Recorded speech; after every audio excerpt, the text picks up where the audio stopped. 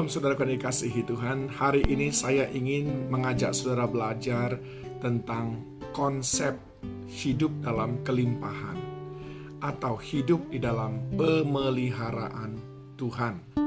Suatu kali murid-murid pergi bersama dengan Yesus. Dicatat di dalam Matius pasal 16 ayat yang kelima mulai, mereka menyeberang danau tapi lupa membawa roti. Ayat 8 dikatakan, dan ketika Yesus mengetahui apa yang mereka perbincangkan, ia berkata, "Mengapa kamu memperbincangkan soal tidak ada roti? Hai orang-orang yang kurang percaya. Belum juga kamu mengerti? Tidak kamu ingat lagi akan 5 roti untuk 5.000 orang itu dan berapa bakul roti kamu kumpulkan kemudian? Ataupun akan 7 roti untuk 4.000 orang itu dan berapa bakul kamu kumpulkan kemudian? Bagaimana mungkin kamu tidak mengerti bahwa bukan roti yang kumaksudkan? Aku berkata kepadamu, waspadalah terhadap ragi orang Farisi dan Saduki." Ketika itu barulah mereka mengerti bahwa bukan maksudnya supaya mereka waspada terhadap ragi roti, melainkan terhadap ajaran orang Farisi dan Saduki. Saudaraku yang dikasihi Tuhan, saudara tentu masih ingat apa yang terjadi di dalam Yohanes pasal yang ke-6 tentang Yesus memberi makan 5.000 orang. Waktu itu Andreas berkata kepada Yesus, "Di sini ada seorang anak yang hanya memiliki 5 roti 2 ikan. Namun mereka semuanya akhirnya dikenyangkan, bahkan sisa 12 bakul." Yang Yesus mau soroti adalah sikap ketika menghadapi kekurangan. Dan kekurangan itu sebetulnya adalah proses untuk menuju kelimpahan. Sebab ketika tidak ada kekurangan itu, murid-murid dan juga 5.000 orang laki-laki itu tidak akan pernah melihat bagaimana Yesus mengubah kekurangan menjadi kelimpahan. Sebetulnya pada waktu itu Yesus fokusnya bukan sekedar memberi makan 5.000 orang laki-laki lebih, atau membuat murid-murid sibuk membagi-bagikan makanan. Sebetulnya waktu itu fokus Yesus ketika ada dalam situasi kekurangan makanan dalam konteks manusia adalah bagian daripada pengajaran yang ingin dia sampaikan.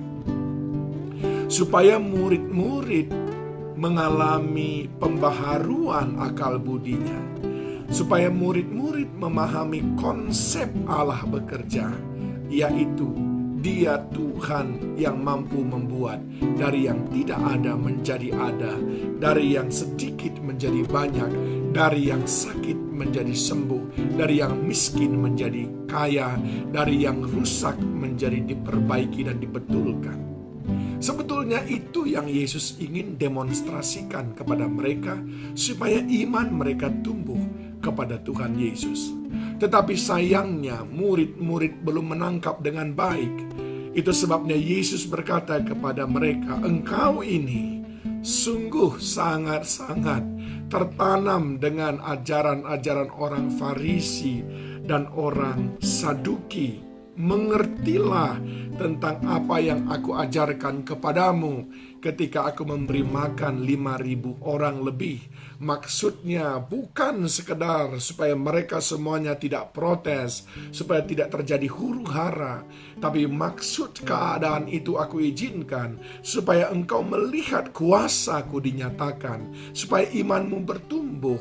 Sama seperti Ayub mengalami penderitaan, maksud Allah bukan untuk membuat Ayub menderita, tapi supaya Ayub melihat kemuliaan Allah dinyatakan, kuasa Tuhan dinyatakan, kedaulatan Allah dimanifestasikan. Saya tidak mengerti kekurangan apa yang sedang saudara alami. Saya tidak paham persoalan apa yang sedang saudara gumuli. Tetapi itu pun Tuhan mau pergunakan untuk saudara boleh melihat Dia yang dahsyat dan berkuasa itu. Lihat baik-baik apa yang dikatakan oleh Yesus kepada mereka. Waspadalah terhadap ragi orang Farisi dan Saduki. Ragi itu adalah pengajaran. Waspadalah terhadap pengajaran dunia ini yang mengatakan engkau miskin ketika engkau tidak punya apa-apa. Padahal sebetulnya seseorang miskin hanya ketika dia tidak memiliki Yesus dalam hidupnya. Engkau adalah orang yang paling kaya ketika engkau merasa miskin di hadapan Allah.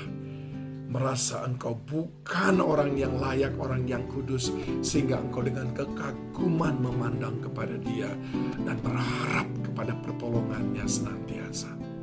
Saudaraku yang dikasihi Tuhan, konsep pengajaran dunia sering mengabaikan kita, sering membuat kita menjadi tidak lagi menghidupi konsep yang Allah inginkan. Orang miskin itu orang yang tidak punya Yesus. Tapi ketika ada Yesus dalam hidupmu, bukankah Dia berkata di dalam Yohanes pasal yang ke-6 ayat yang ke-48, Dia berkata begini, saudaraku, akulah roti hidup. Kalau Yesus ada bersama dengan engkau, sungguh tiada yang kekurangan, sungguh tiada yang bisa membuatmu tidak bangkit. Dia dan hanya Dia adalah jawaban atas segala sesuatu. Hati-hati dengan konsep berpikir dunia yang mengatakan engkau kaya ketika rumahmu 3, mobilmu 13, usahamu hasilnya 35 juta, 50 juta satu bulan. Tidak, engkau tetap miskin sekalipun itu engkau miliki semuanya. Kecuali ada Yesus dalam hidupmu, ada pengajaran-pengajarannya melekat di dalam kehidupan kita. Tuhan Yesus kiranya menolong kita.